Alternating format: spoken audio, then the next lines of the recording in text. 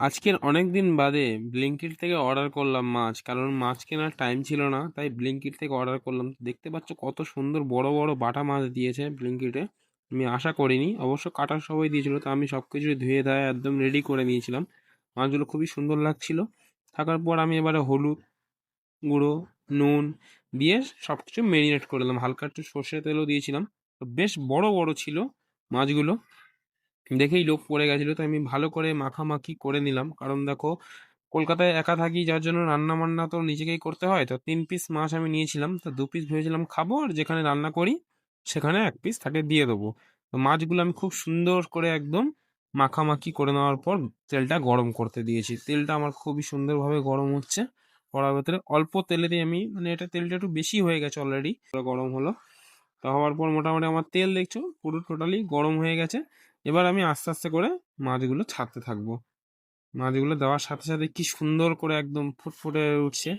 দেখো, মাছ ভেজেছি, বাট এইরকম ভাবে গোটা মাছ এই ফার্স্ট টাইম ভাজছি। আর একটা মাছ তুলতে গিয়ে দুটো মাছ পর পর উঠে এসেছিল। কিন্তু একটা সমস্যা প্রথম কোথায় পড়েছিলাম জানো বন্ধুরা? যখন মাছগুলো আমি ভাজি না, মানে পাল্টাতেই পারছিলাম না, এত বড় বড় মাছ কড়া ধরেও আমি উল্টাচ্ছিলাম কিন্তু উল্টাতে পারিনি। তোমরা দেখতে থাকো যে কিভাবে আমি মাছগুলো ভাজা করছি। তা দেখো, আমার ফাইনালি পুরো মাছ ভাজা হয়ে গেছে অনেক কষ্ট করার পর। তারপর আমি এই বাটিতে এবারে তুলে নেবো। এদিকে আমার ভাতও টোটালি রেডি হয়ে এসছে। হ্যাঁ, এইটুকু জানি যে বাড়ির মেয়েদের মতো রান্না করতে পারি না, কিন্তু মার কাছ থেকেও রান্না কিছু আমি শিখিনি। যা করেছি নিজে থেকেই রান্না শিখেছিলাম ইউটিউব থেকে, তখন অফিস থাকতাম।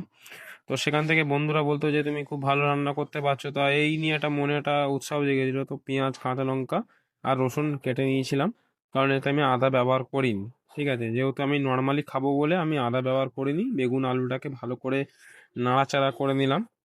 আরেকটা বন্ধুরা, যে আমি যে আলুটা বটি দিয়ে আমি ছাল ছাড়াতে পারি না, যার কারণে দেখতে পাচ্ছ যে আলুর ছাল সমেত আমি তরকারিতে দিয়ে দিয়েছি।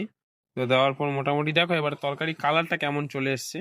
ঠিক আছে, তো তরকারি কালার আমার এরকম চলে এলে আস্তে আস্তে এবারে তরকারিটাকে, আলুটাকে সিদ্ধ হওয়ার জন্য মোটামুটি আমি বসিয়ে দিয়েছি।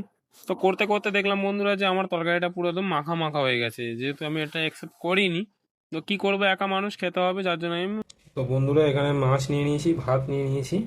এবার একটু তরকারি নেওয়া যাক। বেগুন আলুর তরকারি আমার খুব প্রিয় খাবার। চলো, গন্ধটাও খুব সুন্দর আসছে। তো চলো, ঠান্ডা করে একটু বাইট দেওয়া যাক। একটু ঝোল দিয়ে প্রথম খেয়ে দেখি কেমন হয়েছে।